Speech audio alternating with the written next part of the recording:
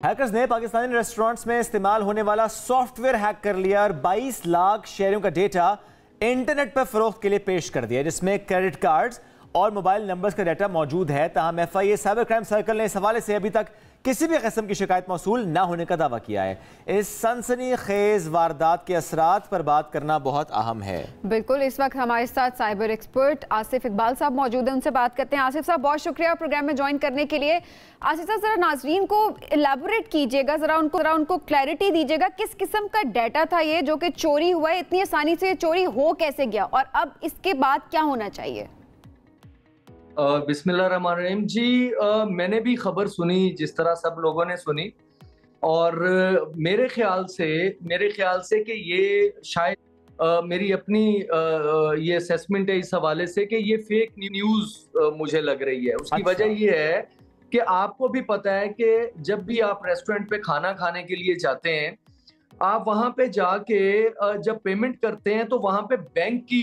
Device पड़ी होती है और डायरेक्टली बैंक अकाउंट में आपकी ट्रांजैक्शन जाती है, और जिस सॉफ्टवेयर के जरिए उसको लिंक किया हुआ होता है, बेसिकली वो लिंक करने के लिए सॉफ्टवेयर होता है, वो डाटा को स्टोर करने के लिए सॉफ्टवेयर नहीं होता उस रेस्टोरेंट का अपना। ओके। तो इसलिए जो भी आप पेमेंट्स करते हैं वो डायरेक्टली बैंक अकाउंट में जाती है, रॉक्स आप एक साइन करके उनको दे देते हैं। तो मेरी जो अंडरस्टैंडिंग है इसमें, एक स्टूडेंट भी हूं कंप्यूटर साइंस का और 15 साल हो गए हमें इस विंग में भी काम करते हुए, ये मुमकिन इसलिए नहीं है कि हाँ, ये अगर कोई कहे ना कि बैंक का डाटा हैक हुआ तो किसी हद तक ये भी फेक न्यूज होती है, लेकिन माना जा सकता है लॉजिकली, मैं लॉजिकली बात कर रहा हूं, ठीक है, लॉजिकली ये चीज हो ही नहीं सकती, लॉजिकली ये चीज हो ही नहीं सकती कि आप जो है वो किसी रेस्टोरेंट का डाटा हैक किया हुआ हो और 20 लाख कस्टमर्स का डाटा, जिस तरह बताया गया कि 20 लाख कस्टमर्स का डाटा जो ये बहुत अहम पॉइंट है सर, आपका इसमें एक्सपीरियंस है आसिफ साहब, और दैट्स व्हाई आप ये बात भी कर रहे हैं कि ये फेक न्यूज हो सकती है। ऐसे में हम जरूर चाहेंगे कि गाइड कीजिएगा नाजरीन को, रेस्टोरेंट्स की बात हो या जिस भी जगह पर जाके हम अपना क्रेडिट कार्ड इस्तेमाल करते हैं, एहतियात क्या करनी चाहिए नॉर्मली क्रेडिट कार्ड यूज करते हुए भी और अपना मोबाइल नंबर कहीं पर देते हुए भी, क्योंकि इसी दो से मुताल्लिक कहा जा रहा है कि ये आपका यूज हो सकता है या फरोख्त के लिए पेश किया गया है। जी, बिल्कुल एहतियात की जा सकती है। अभी भी मैं कहता हूं, फिर भी, हालांकि मैं कन्विंस्ड हूं इस चीज पे कि अभी डाटा हैक नहीं हुआ, लेकिन फिर भी आप लोगों को ये बताइए कि अपना पिन चेंज कर लें अपनी सेफ साइड के लिए। लेकिन अच्छा, दूसरी चीज ये है कि मैं इसमें थोड़ी वजाहत ये करना चाहता हूं कि अगर किसी होटल में जाके आप अपना डाटा एंटर करवाते हैं, वो वहां पे पेमेंट होती है, तो एटलीस्ट आपका डाटा तो उनके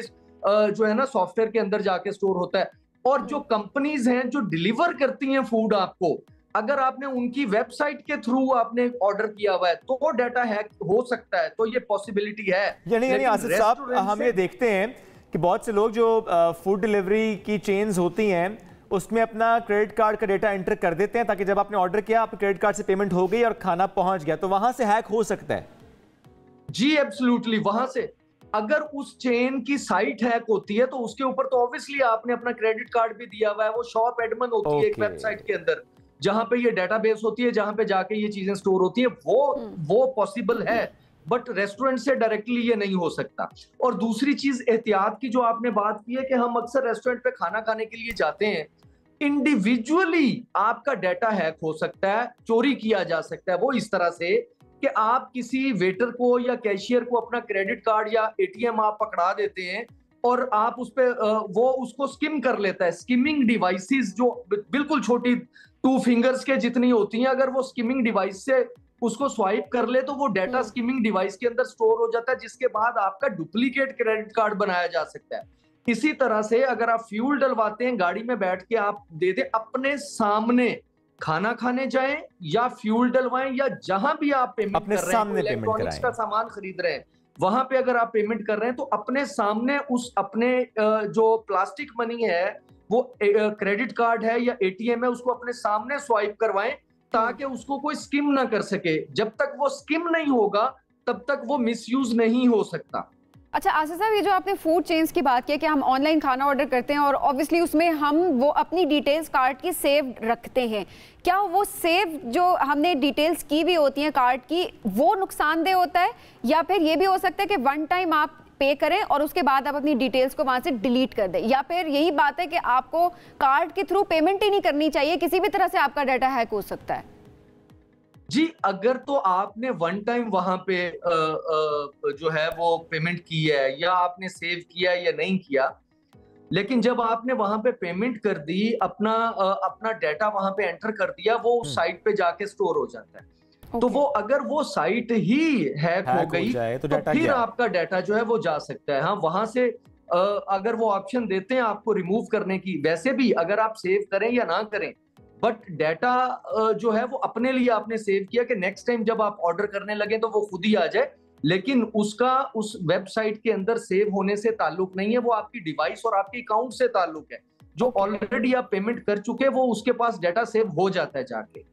ठीक है आसिफ, वैसे आजकल कौन से ऐसे केसेस हैं जो आप ज्यादातर देख रहे हैं कि इस तरह से हैक किया जा रहा है डाटा, या इस तरह से शहरियों से उनका माल इस तरीके से लूटा जा रहा है डिजिटली?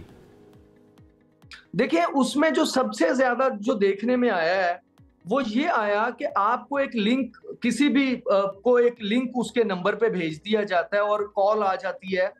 कि मैं फलां बैंक का रिप्रेजेंटेटिव बात कर रहा हूं, या मैं किसी कोई भी आपको लिंक भेजा है, आप इसको अपने अकाउंट को अपडेट कर लें, अपग्रेड कर लें, या इसको अगर आप अपडेट नहीं करेंगे तो आपका अकाउंट बंद कर दिया जाएगा। तो उस लिंक को जो ही कोई यूजर क्लिक करता है तो उसकी एक्सेस चली जाती है उन लोगों के पास जो आपको कॉल कर रहे होते हैं, और फौरी तौर पे विद इन मिनट्स वो आपके अकाउंट से वो जो अमाउंट पड़ी होती है वो ट्रांसफर कर लेते हैं। सिर्फ उस ये लिंक वो पर तरीका क्लिक करने से?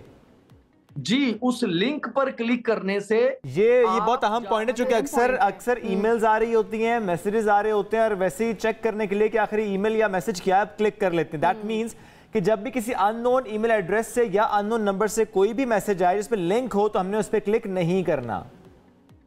देखिए, आपको वो फिर कॉल भी करते हैं कि आप इस पे क्लिक करें, अननोन हो या इवन मैं आपको एक और चीज यहाँ पे बताता चलूं